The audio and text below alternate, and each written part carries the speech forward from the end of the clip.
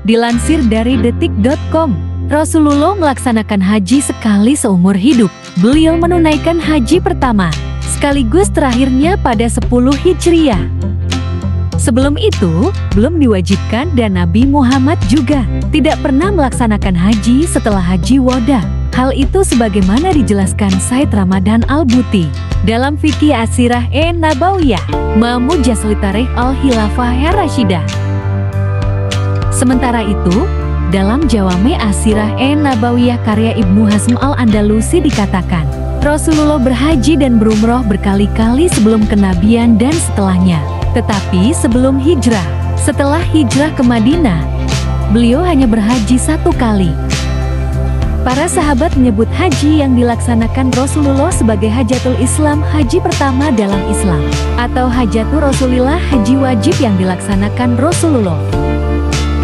Kisah haji pertama dan terakhir Rasulullah yang juga disebut dengan Haji Wadi ini juga dijelaskan dalam Merahik Al-Maktum Sirah Nabawiyah karya Syafiur Rahman Al-Mubarakfuri dan Sirah Nabawiyah karya Ibnu Hisyam. Diceritakan, memasuki bulan Zulkaidah, Rasulullah bersiap-siap untuk melaksanakan ibadah haji dan memerintahkan kaum muslimin untuk mempersiapkan perbekalan.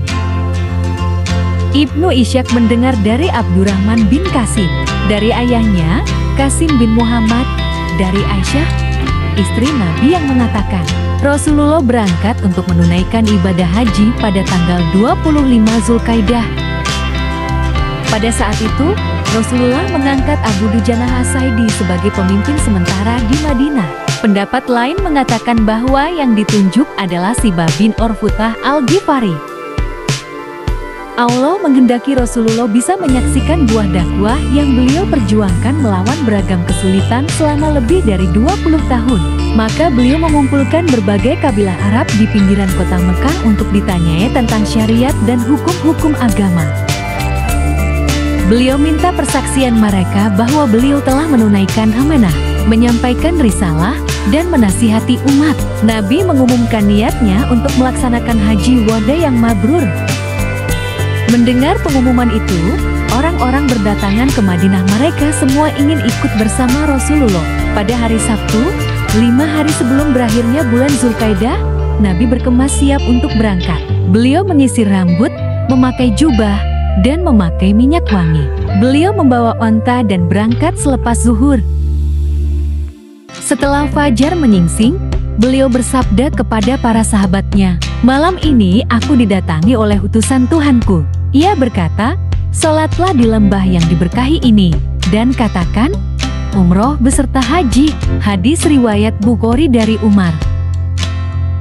Sebelum sholat zuhur, beliau mandi untuk berihram.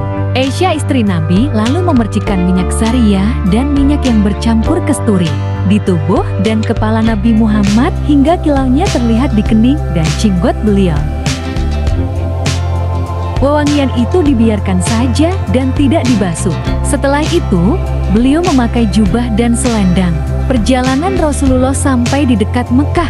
Beliau bermalam di Zuswa, lalu memasuki Mekah setelah sholat subuh dan mandi pada hari Ahad 4 Zulhijjah 10 Hijriah. Perjalanan ini ditempuh selama 8 hari. Setelah memasuki Masjidil Haram, beliau tawaf di Baitullah dan melakukan sa'i antara Syafa dan Marwah. Beliau tidak bertahalul karena yang dilakukan adalah haji qiran. Dalam rombongan itu digiring pula hewan-hewan kurban. Selanjutnya beliau beristirahat di Hajjun dan tidak lagi melakukan tawaf kecuali tawaf untuk haji. Para sahabat yang tidak membawa hewan kurban diperintahkan agar menjadikan ihramnya sebagai umroh. Lalu mereka melakukan tawaf berkeliling Ka'bah, disusul melakukan sa'i antara Syafa dan Marwah, kemudian bertahalul dengan sempurna. Setelah itu, Rasulullah melanjutkan ibadah hajinya, memperlihatkan kepada mereka tata cara ibadahnya, mengajari mereka sunnah-sunnah haji, dan berpidato di depan orang banyak untuk menjelaskan segala sesuatu yang perlu dijelaskan. Itulah kisah haji pertama Rasulullah sekaligus yang terakhir. Semoga bermanfaat.